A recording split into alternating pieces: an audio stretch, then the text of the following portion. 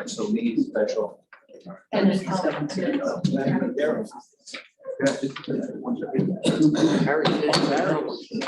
And welcome everyone, that's committee meeting for Wednesday, June 7th. We're up here a little bit tonight. It's special meeting in, so we're going to start off with Public Safety Committee first. Thank you, Mr. Chairman. Good evening, everybody. I'd like to open up the Public Safety Committee meeting at 6 p.m. We have 5 action items, but before we get into that, we have Sheriff Kuznitsky with us. I'll let you go first, Sheriff. Wow. Sit you. Throwing it all out of whack.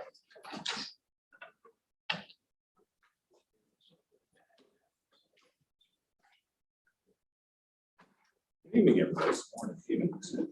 All right, for this month, the month of May, we had 286 civil attempts, 206 civil papers served, issued 214 traffic tickets, handled 19 traffic accidents, made 42 arrests, 0 DWI arrests for the month. We did handle 565 calls for service and 296 traffic stops and issued 1 Narcan ticket. The starting jail population on May 1st was 38. As of May 31st, it was 39, the high for the month being 42. Corrections officers did 39 transports traveling 2,381 miles, totaling 103 hours, moving 42 inmates, and we have 2 state-ready inmates in our custody. In addition to having a very busy month, the 2 deputies I have assigned to the U.S. Marshals Task Force did a great job following up on information that led to the location and arrest of Travis Anthony Lanzo, who was wanted for committing a murder in Pennsylvania. That subject was apprehended on LaCour Road in the town of Catskill and is being held in our jail as a fugitive from justice. Also, last Thursday, Captain Tracy Quinn was asked to present at the New York State Education Department's 2023 School Safety Summit. She was chosen along with the superintendent of Carroll Durham Elementary or Carroll Durham School District, Mike Weatherby, to speak about school safety planning, more specifically discussing school and law enforcement partnerships. Our program was selected because it is regarded as one of the best working examples of the SRO program in the state. We were also told that out of all 17 presentations which took place over the week, it was the most attended with 241 registered participants. So I want to thank them for doing a great job. Lastly, there's a resolution on the agenda, and I believe Dan is probably going to speak about this a little bit, about the LPR speed trailer. It's being purchased through a grant from Emergency Services. So I'd like to thank John and Dan for their efforts on that and for providing a portion of that grant in order to get the additional intelligence gathering tool for that trailer. Are you going to speak about that, Dan? Going to say the same thing about it there first, so you can go ahead. What it is basically a radar trailer with an LPR unit design, license plate reader unit designed, made into it. It's mobile, it can be posted anywhere. It can be linked to states' hot files, DMV files, and also can be used to track movements of anybody's really looking for. So it's a great intelligence tool. They're everywhere. We're just adding on to the network, basically, putting us in as part of it. And that's a cellular link, correct? No. It can be. It has the capability. So if you can download it by going to it, or we can add that service to it. Yeah, that was kind of my question, was how are we going to hook cellular when cellular service doesn't work in probably half the county? Yeah, no, we can download it daily and go to it, or we can do it if it has a signal. We could probably subscribe to that service and do it live. Pete, is that link, that hot link up to Albany? Would that be a hit in Albany? If a vehicle comes by, It'll notify us, and it will, if it's connected to the network, yes, it will. okay, public safety, okay. But Yeah, then that's stolen vehicles. If let's say somebody's looking for somebody, such as that previous one, if we enter that plate manually, it'll trigger that unit. nice. Also, is Amber Alert? Yeah, anything they enter is a hot file. Yeah, and if that plate comes by, it'll notify us. So every vehicle that goes by it, it'll read it, Correct. Oh, yeah. even if it's going the speed limit or Yep. doesn't matter.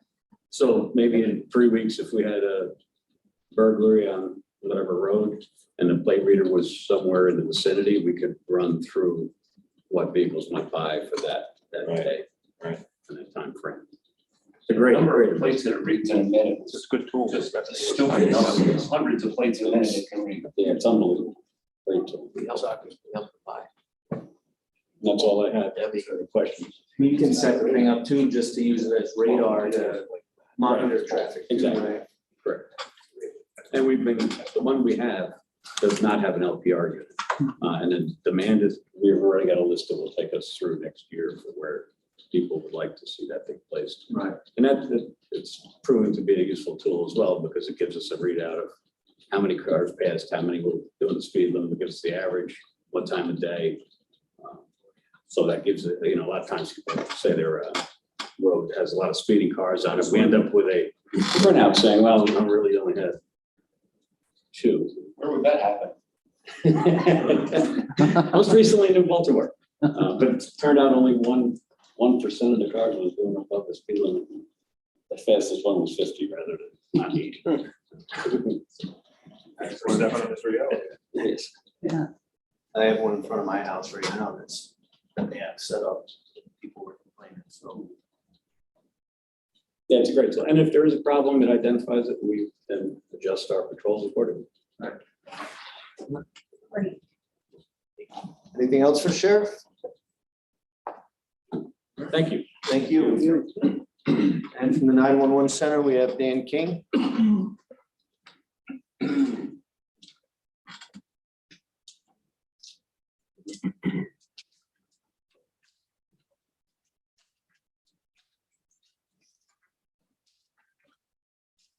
So for the month of May, within the 911 center, we took 4,427 911 calls. 3,483 calls came in on the administrative emergency number, the 3344 number. 2,090 non-emergency phone calls came in, and 247 calls came in on the sheriff's phone that we answered. For events for May, EMS handled 576 calls in the county. Fire handled 182 calls in the county. Police 1,402, and other types of things, social services, mental health, public health type of calls, 778. Year-to-date calls through May that we've handled now are 13,342 events in Greene County. On the agenda tonight, we got 2 items. The purchase of vehicle fire training simulator. Historically, when we do firefighter training, we get a junk car, highway department then strips it down to make it as safe as they can, haul it out, we buy hay, we stuff it in, we let it on fire, firefighters put it out. We can only really run one possible scenario with that. Moving to this vehicle fire training simulator, there's a lot of different scenarios that we can use. It's reused over and over. So we can have different heat intensities at different parts of the car and different things that firefighters need to try. It's something we've wanted for a number of years now, and things came through to make that happen. And the second item we have up is the ice protection for the radio tower sites at Hunter and Wyndham.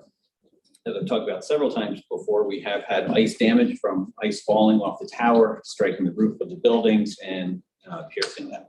So this is essentially metal lattice work that goes over top of all the shelters, or both the shelters up there, to protect them from falling ice. So we had 2 bids come in on that, and that's in your packet to be awarded. There's a huge difference between those 2 bids. There is. Wow. Yeah. So the low bid is in line with what we expected and what Delaware Engineering had predicted. The high bid was very high. So, any questions? Yeah, the buildings are concrete, right? Yes, but it's not really solid concrete. So those roofs, you have, maybe a ½ inch layer of concrete. It's filled with gravel and ½ inch under it. So it's kind of like it's sandwiched. Which we didn't know until it was broken open. I remember talking about being, bunkers and then that terminology, you think this is a foot of concrete, I'm thinking ice going through a foot of concrete. Not, ice be a big ice, and it's falling 120 feet, so the velocity of 32 seconds per second, okay, I get that too, but if it really isn't a 1 foot slab of concrete, I can understand that. Yes. Were you able to easily repair where it was damaged, that concrete, gravel, concrete? I mean, is For the it, most part, so we had a contractor go up there and essentially just reconcreted it and then had to reseal the whole roof to make sure that water doesn't penetrate. Part of this project is to make any additional repairs that they find and reseal the roofs before they put the steel framework. And the steel framework will be, there'll be a space above it and they're 24-inch panels. So if we have to get onto the roof to do anything, we just gotta go lift the panels off and do work on the roof. and that metal won't affect telecommunications, No. anything like that? Thanks for your call yesterday. Okay. It You're was, welcome. it was comforting to a lot of people, I think. Yes, You and didn't know what was going on. the smoke will continue for a few more days everywhere. Perfect, thank you, Dan. Okay, now into our proposed action items. First one is a resolution number 192-23, setting a public hearing on local law. Introductory number 3 of 2023, a local law superseding the public officers law section 3(1) as to residency of certain public officers, assistant district attorneys in Greene County. Martin, Tom, I just have a question for Sean. This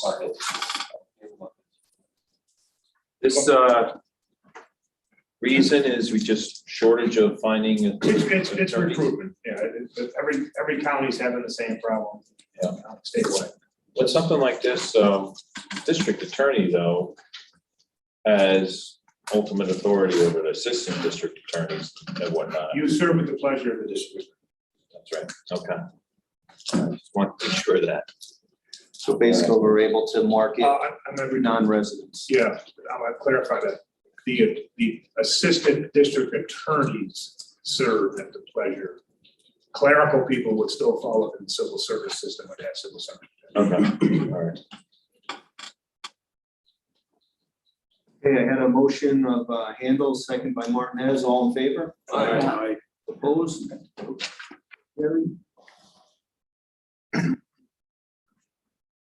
The next resolution is authorizing the purchase of an LPR speed trailer. We got Davis and who? Lennon. Boomer also seconds. All in favor? Aye. Opposed? So carry.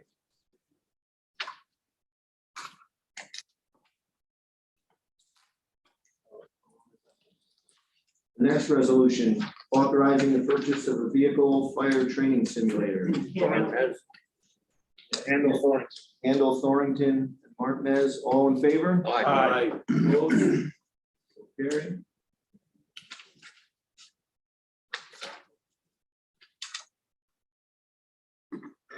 And then budget amendment for insurance recovery for Greene County District. This one. Attorney. Skip one. Number 4. Oh, that's the halo for the bunker.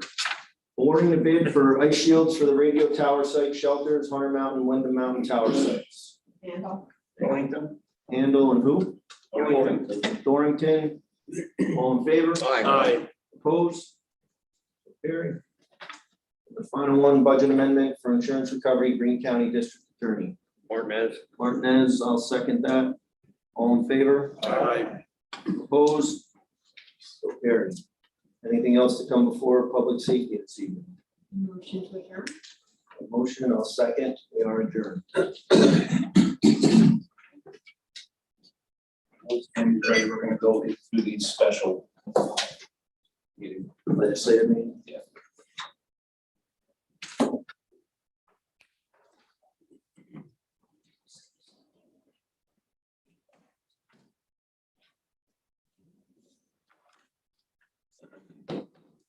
call special legislature meeting number 2 for the year 2023 to order and ask everyone to please rise for the moment of prayer.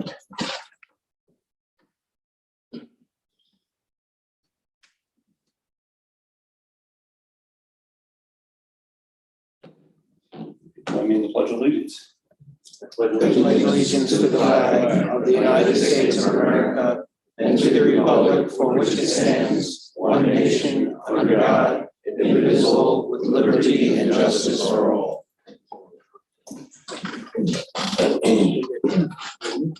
Thank you. Roll call, please, Tim. All legislators are present in the section of legislative rights. Oh, we can move right into the resolution.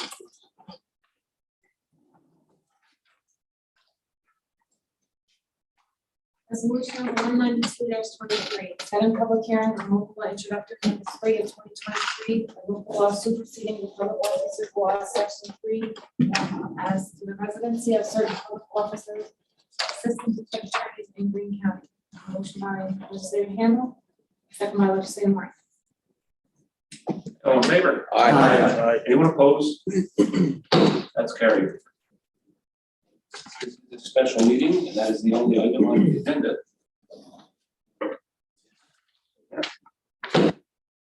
Now we'll move into the rest of the committee meetings. Health services, when ready.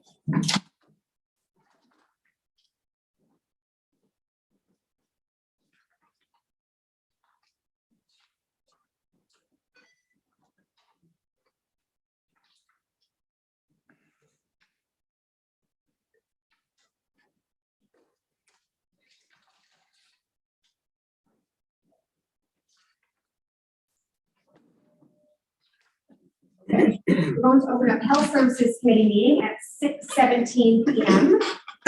With us this evening, Jason Fredenberg. Jason, do you have anything you'd like to talk to us about? Sure.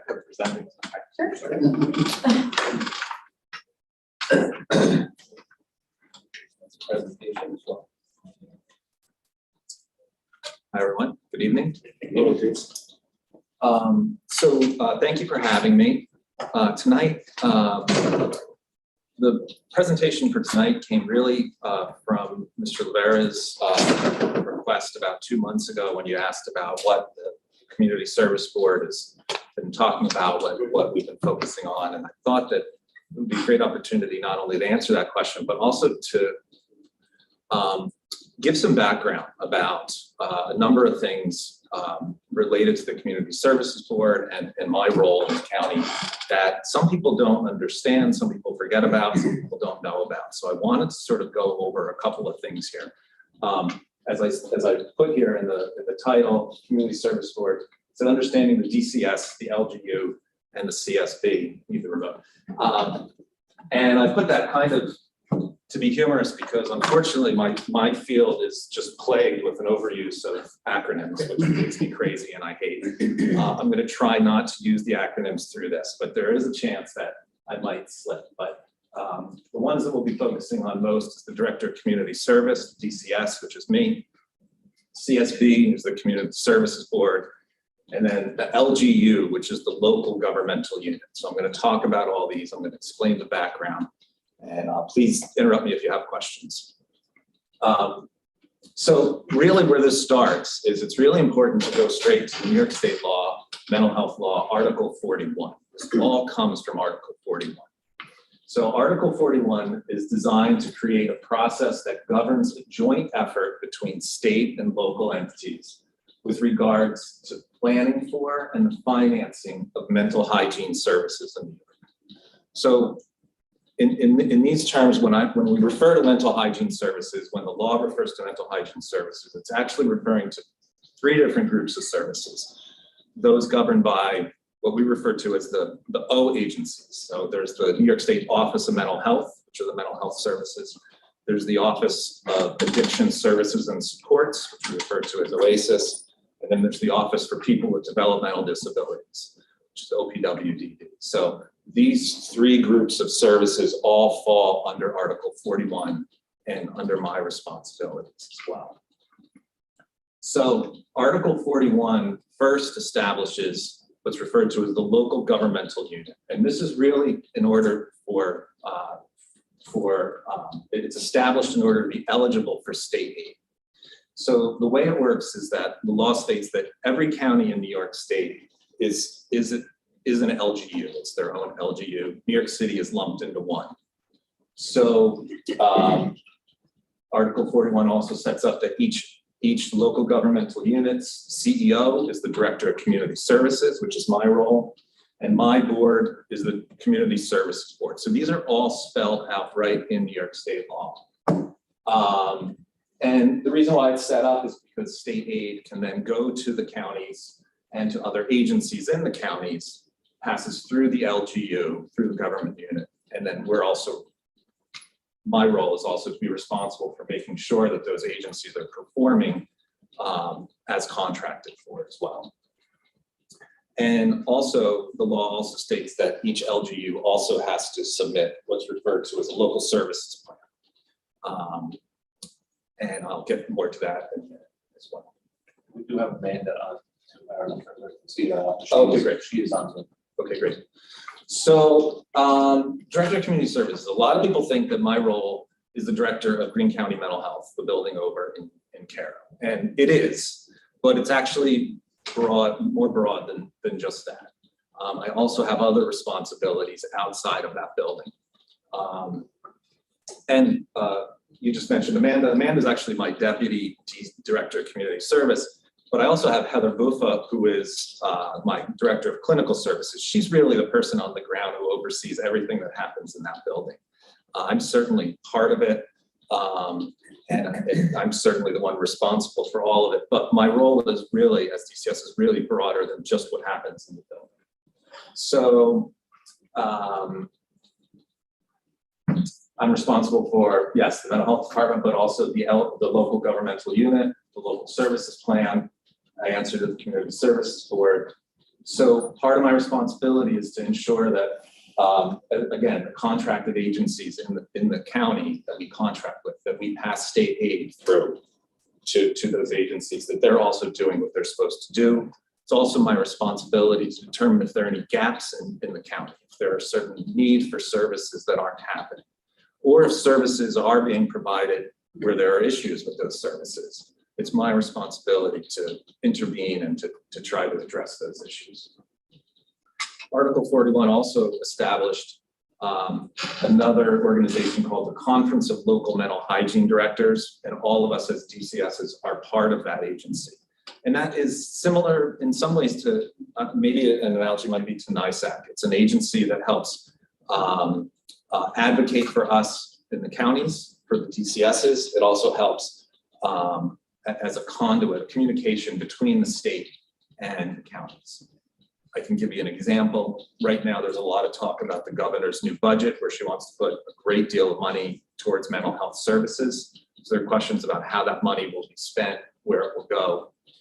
The Conference of Local Mental Hygiene Directors are very, very active right now in trying to foster conversations and communications between all of us as the DCSs, the directors, and the state, to try to inform the state where money is needed, how it could be used, how it should not be used, stuff like that. So it's a way that helps with the communication between and advocacy also between the counties and the state. It's a really important position. So the other thing that Article 41 does is it also gives the Director of Community Service a number of abilities and responsibilities. So for one thing is we're actually given the power to hospitalize certain people under certain circumstances. We're also have the ability to order the transport of certain individuals to the hospital for evaluation, for certain mental health reasons, or if they're incapacitated by substance use as well. We also have the power to review and approve SAFE Act reports, which is part of my responsibility as well. We also are given the responsibility of providing oversight to an assisted outpatient treatment program, to assisted outpatient treatment programs. And we're also have a duty to appoint examiners to conduct evaluations to determine people's capacity to stand trial. So if there's someone in the courts being convicted or being prosecuted, thank you, and there's a question of whether or not they can actually stand trial and defend themselves, the court usually orders them to be evaluated, but they order the director of community service to ensure that that person is evaluated. We're supposed to find the evaluators and make sure that happens as well. So these are all responsibilities of the director of community service that are spelled out in Article 12. So any of the Safe Act reports that come from Greene County or they come as they do to all DCSs throughout the state. They go from sheriff's department first or court first, or I have to log into the state system, state office of mental health. So I think that people are reported, from wherever. Usually they come from the emergency room at Columbia Memorial to the state system. I have to Pretty much anyone, isn't it? Because if they, say somebody's having a bad day and they are taken to a facility by law enforcement and under mental health law 40.6, then they would have, if they were going for firearm or something, they would pop up on a NICS hit. Could, right. But that would have to go through your office, or would that go from the Well, just reporting officer and the facility where they were taken to be evaluated? It's whoever is evaluating that person, it's their responsibility to put them into the system. And then once they're in the system, it comes to me. I have to go on. I go on every other day and check the system and see who's there and respond. I have to read it, evaluate it. Right. so if you don't agree with it, it could be something that does not get approved. There's an appeal process. Yes, correct. If it's a report, either has to the sound, a little bit of investigation, and go, yeah, no, it's really isn't a violation. That's a slate that's waiting for you then, as far as that. And it's not technically a violation, it's about whether or not there's a risk, whether it's not unlike the system. It's supposed to be making a judgment on someone I've never laid my eyes on. Right.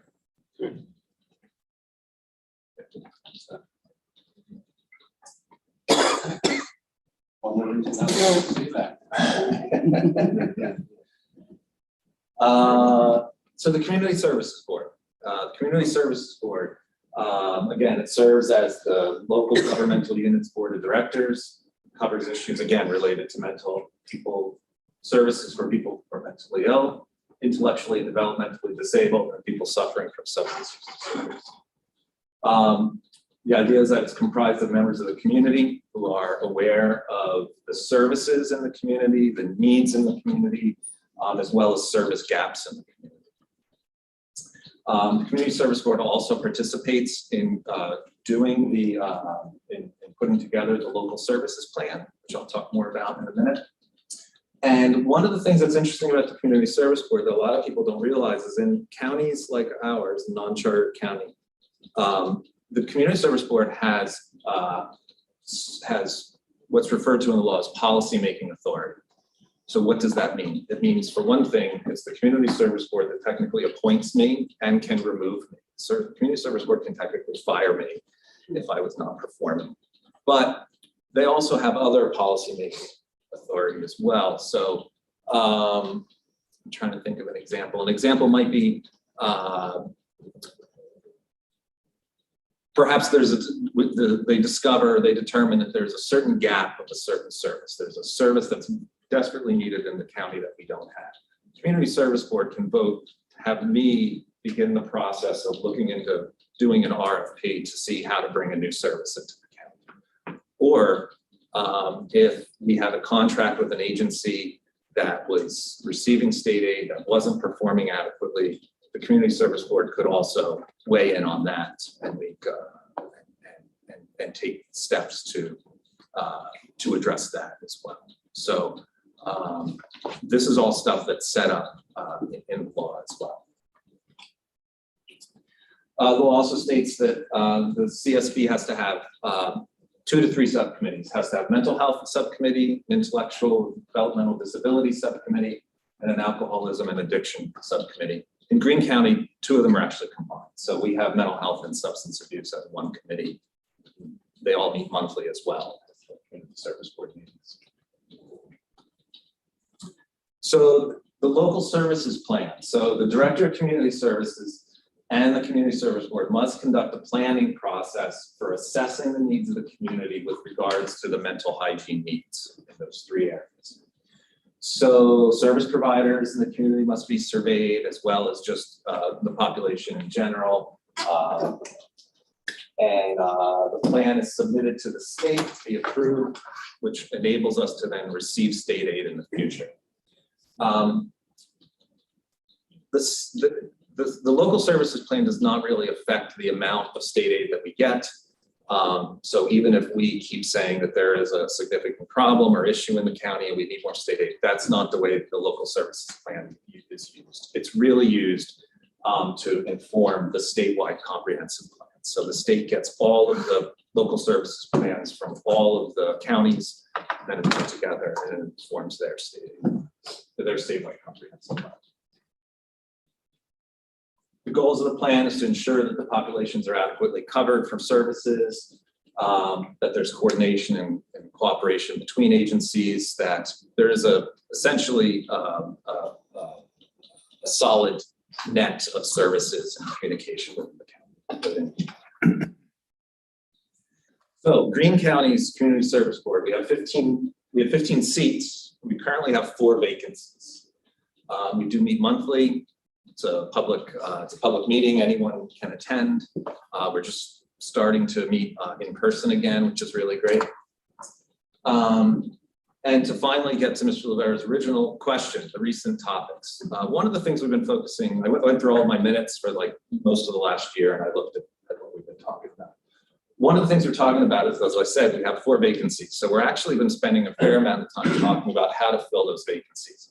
Historically, the Community Services Board has been comprised of a lot of colleagues and members of other local agencies that we work very closely together. I see a lot of these folks in at least one meeting a week, if not multiple meetings a week. I'm in with the same people, which is a good thing because I think we all collaborate really well together.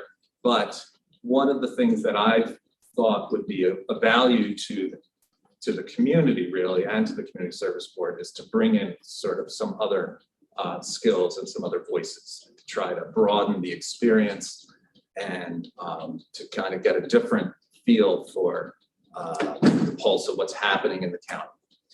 Similar to a good board of directors, you have people with different skill sets, different backgrounds, different experiences.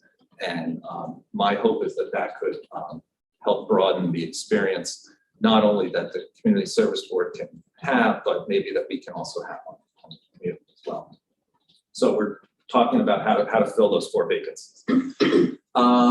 We've been reviewing the local agencies' services and status. So 2 of the main agencies in our county, Twin County Recovery Services and a Mental Health Association, they're the 2 main agencies in our county. They're the ones that get our state aid. They've both undergone a number of changes in leadership in the last few years.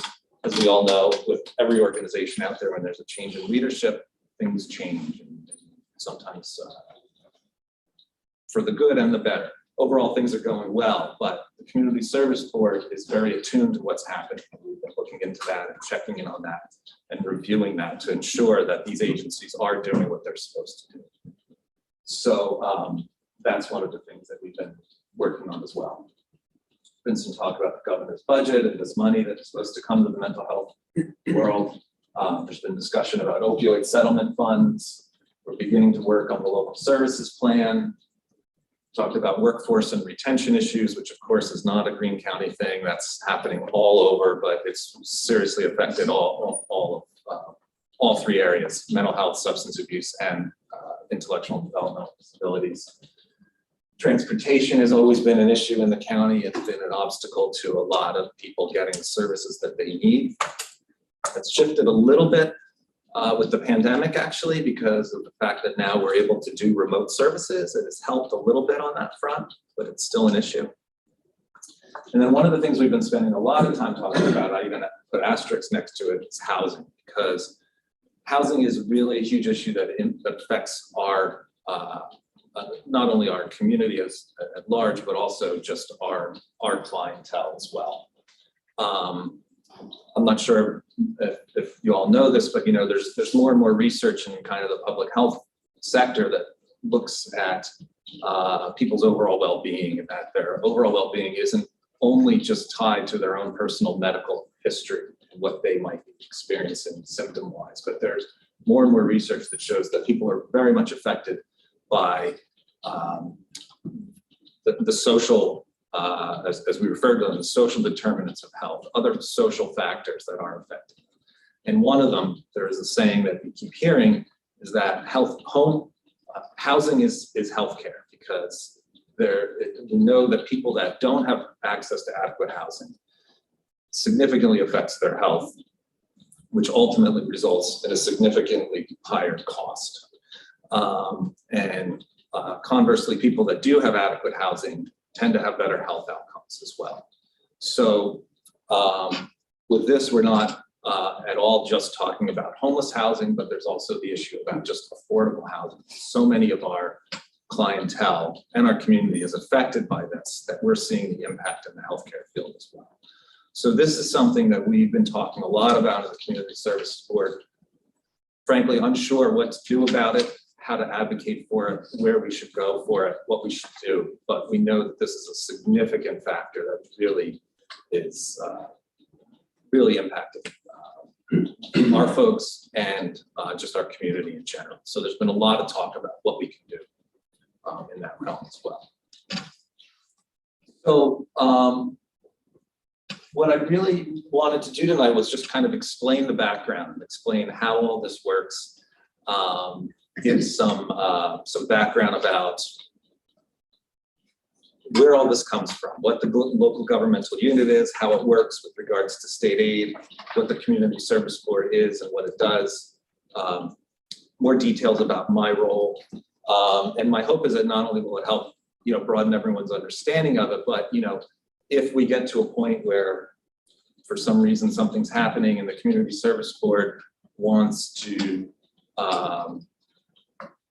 present their concerns or their issues or observations or something to you folks, or to raise an issue, or if the community service board has to raise an issue at some point, I thought it would be helpful for all of you to understand where we're coming from and what our role is. So I hope this has been helpful. I hope it answers your question. Are there any questions? I just think keeping us updated on this money that New York State is supposedly giving counties, this is all taxpayer money. I think that we should know, right, how it's being spent on our residents. I'm happy to do that. I mean, I can tell you one of, on some level, on the surface level, you read that all this money is coming into the mental health world. And I think most of us in our field want to get excited for that. But the reality is that the workforce issue is so severe. Many mental health services can barely be staffed now. How can services be expanded at this point? That's one of the major sticking points. But the state's doing a lot of work around it, as well as the Conference for Mental Hygiene Directors. I was just invited. In fact, actually, all the DCSs were broken up into different regions, and I actually chair the capital region one for our region. And I was actually just invited as the regional rep to a meeting with OMH, but it's coming up, to talk more about that, to review OMH. OMH has been doing these community listening sessions that I think they've done 39 of them throughout the state, with different communities throughout the state, to get input from the communities about how this money could be spent. So we're supposed to be meeting with them to hear that input next month or so. We'll have to keep updated. What percentage of patients or clients are doing remote? About?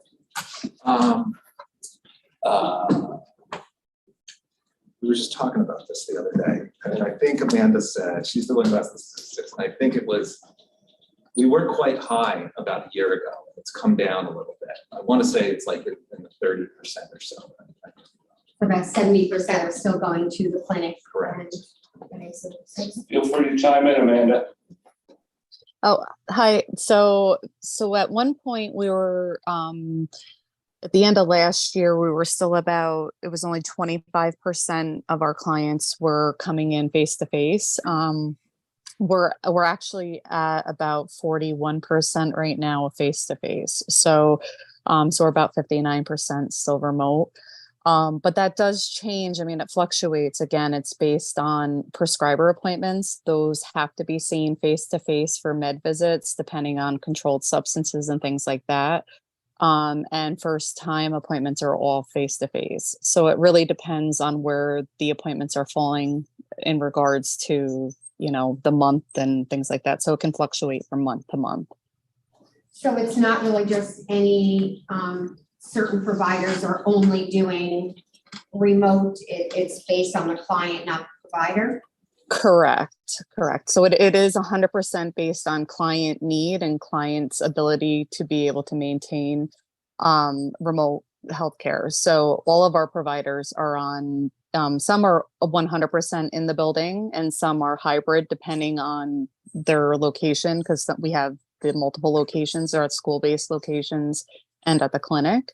And then others are hybrid because of our bandwidth issues at the clinic. They are in the clinic some days and remote other days. But yes, it again, it all is based on the need of the client, not the need of the provider. Thanks, Amanda. No problem. Jason, on this community services board, do you ever review, obviously you're reviewing services you're providing to clients.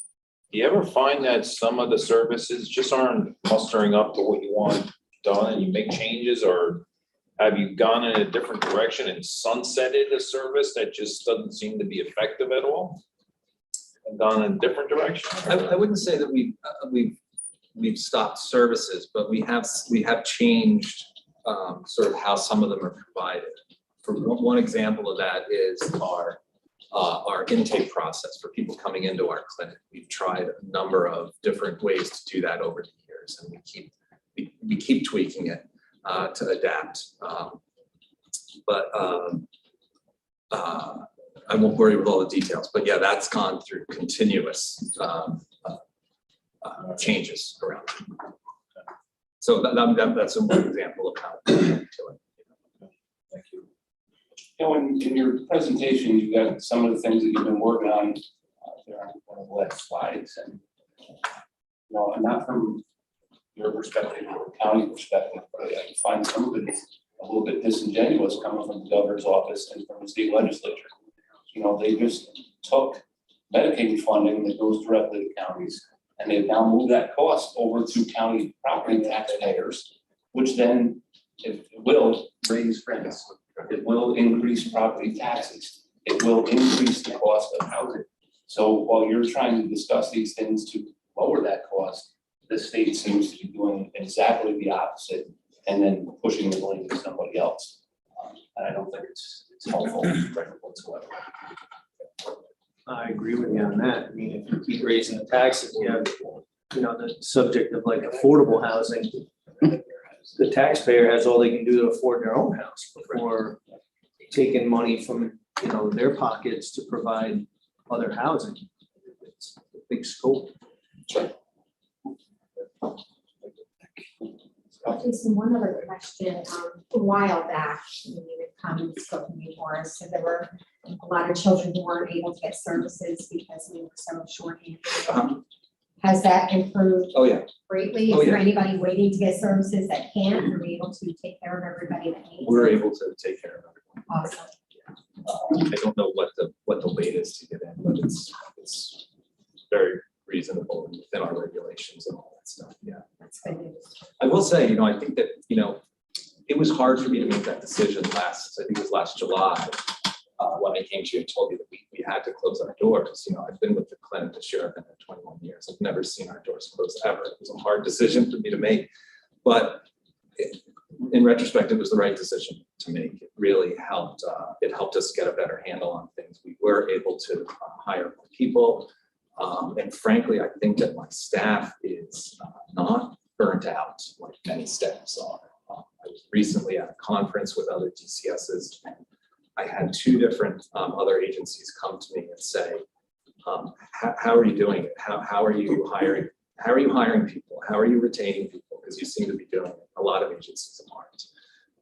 And I think that we're doing what we can to take care of our staff, because if we don't, they're just going to be burnt out and they're going to provide really horrible service. So I think we're doing a really good job. Thank you. Thank you, Jason. Thank you. Okay. Thanks. Thank you. Laura, did you have anything tonight? I just wanted to say that we had a very nice celebration last Friday night at the Point to celebrate the 50th anniversary of family planning, and there was a video produced by Catherine Gray. It's about 20 minutes long, and it interviews the original director, Barbara Bird, who's 86 years old, and it's on our website if anybody wants to watch it. It's very fun. And also Carrie Miller has been appointed as the deputy director of public health since her last meeting. Nice.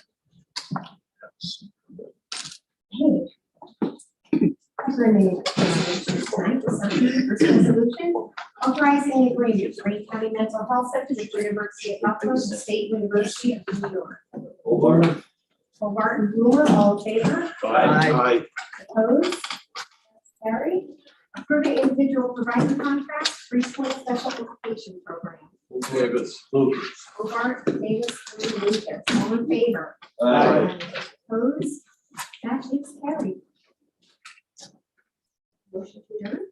Motion to adjourn. Who's the second? I'll second. Hobart.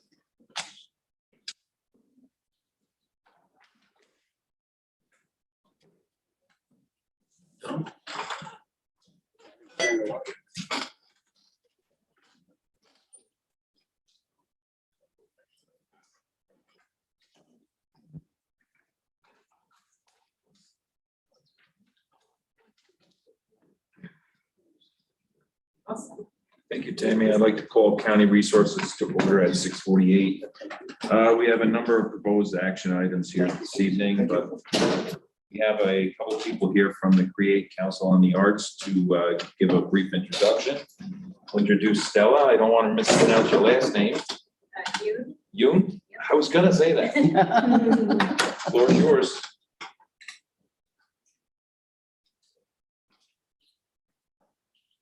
Hey, how are you? Good, how are you?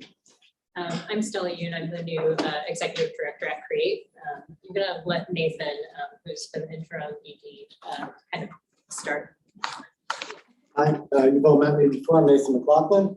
Since last summer, I've been serving as the interim executive director in the Creative Council on the Arts. As I explained, I think in my last visit here, I was really brought on by the council to guide them through a rebuild process. My background in the nonprofit world is helping nonprofits build and scale. So over this last 10 months, I think we've really strengthened our board. We've really helped the organization become financially viable, financially comfortable and sustainable. But the biggest part of that project was a strategic plan. It really lays out the objectives for the council over the next 1, 3, and 5 years. In the next week or so, I'll send a copy of our strategic plan to you so you can review that. That was a long process where we worked with the board, we worked with our membership, we worked with members in each of the 3 counties that we serve to really understand what the community needs from us and how to really be active, visible in the community and doing good work. Did a lot of work with our relationships with NISCA, who's our New York State funder. That's our major activity, is providing grants to artists from New York State, and our relationship with them is good, and we're in the midst of our multi-year contract. At the tail end of my time here as the interim director, I was in charge of leading the search for our permanent director. I've actually known Stella socially for a number of years, but I'm happy to present Stella as the new executive director. Thank you. So just to tell you a little bit about myself, I moved to the Hudson Valley about 12 years ago. I am a Catskill resident for about the last 3 years, really enjoying it in town and thrilled to be able to walk to work. I come from an arts background, mainly as a designer and kind of in retail visual merchandising. And since living in the Hudson Valley, I have been running my own business.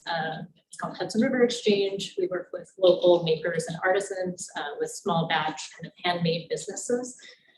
produce large-scale markets, host pop-ups, and kind of supporting them through their kind of entrepreneurship. So I'm thrilled to be working with this organization with such deep roots in this county and in Catskill. And, you know, I'm really passionate about creatives and artists, and also really interested in economic development. I love working with creative people and problem solving with them. So a few things to kind of share with you. In our last grant cycle, we had an increase of about 20% of Greene County residents who applied. And currently in our gallery, we have the 40th anniversary of the kids show, showcasing from, I guess, grades K to 12. We've gotten contributions from Catskill Elementary, middle school, high school, Coxsackie Athens Central School District, and Hunter Elementary represented currently. We've been working on kind of building more bridges within the business community. Been working with Liz Shaw, who's been really helping us get sponsorships for each of these exhibits. And upcoming this summer, we have a youth percussion workshop that will be at the space. The following show will be showcasing artists from Schoharie County, which is another county that we oversee in terms of regranting. And we're really looking forward to bringing people from Schoharie County to Main Street.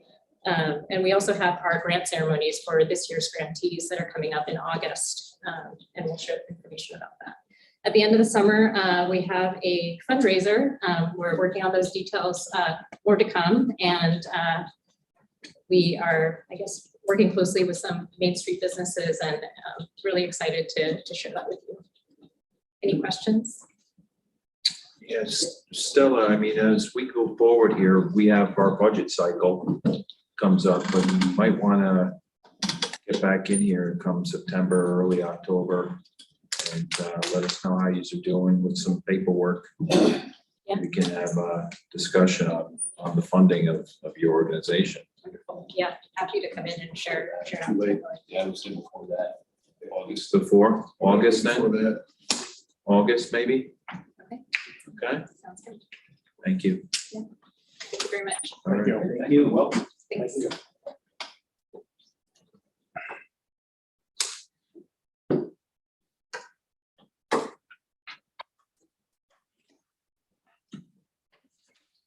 All right, we've got proposed action items. Number one is setting a public hearing on local law introductory number 4 of 2023. It's a local law amending local law number 1 of 2021, which relates to authorizing 12 and 13-year-old licensed hunters to hunt deer with a firearm or crossbow during hunting season with the supervision of a licensed adult. I need a motion. I'll take no motion. Warrington, I'll Bueller. second it. Overboard will second it. I'll second it. Sherry, myself will second it. Anybody I'll else? second it as well. Board? Board. Board? Yeah. Good to hear. All right, any discussion on that? All in favor? Aye. Opposed? So carried. Second one is authorizing agreement with Create Council on the Arts. I need a motion on that. Lennon. Lennon and Rivera. Any discussion? All in favor? Aye. Opposed? So carried. Authorizing Greene County Cultural Fund contracts. I need a motion on this. Overbaugh. True. And true. Any discussion for this? All in favor? Aye. Opposed? So carried. Last one, appointing member for our Columbia Green Workforce Development Board. I need a motion. Rivera? Rivera. Lennon. Lennon will second. Any discussion? All in favor? Aye. Opposed? So carried. Any other business come before County Resources? Motion to close. Second. Just a reminder, Harry, on the fishing derby. Yes, we got two events, so we don't want to get confused. We have the Youth Fishing Derby, Greene County Federation on the 17th, correct? Saturday the 17th. Saturday the 17th at the Catskill Point. We'll meet at 9 a.m. We're gonna meet here, yeah, around 9 a.m. We did fund that through our Spielberg grant. We also have a first annual Greene County Ray Brooks Memorial Fishing Derby, which is gonna be held on June 28th at 10 a.m. at the warehouse at the Point. And these are going to be for veterans from the VA nursing home hospital in Albany. They're coming down for a day at the Point for lunch and fishing. And that starts at 10 a.m. And that's June 28th. That's a Wednesday. It's a Wednesday. Yeah, it's a Wednesday, Wednesday. June 28th at 10 a.m. at the warehouse in Historic Point. So it's two fishing events, one for the youth and one for the Veterans. veterans. I'm off that night. Where are you gonna be, man? Hawaii, where you going? I only have 11 days left. Oh my God, you now lose car. Now who's got? How many hours? For a year. Anything else to come before county resources? Motion to adjourn. Second. Overbroad and Lennon, we are closed. Thank you. You need to do the toilet paper thing. You got sandals on tonight?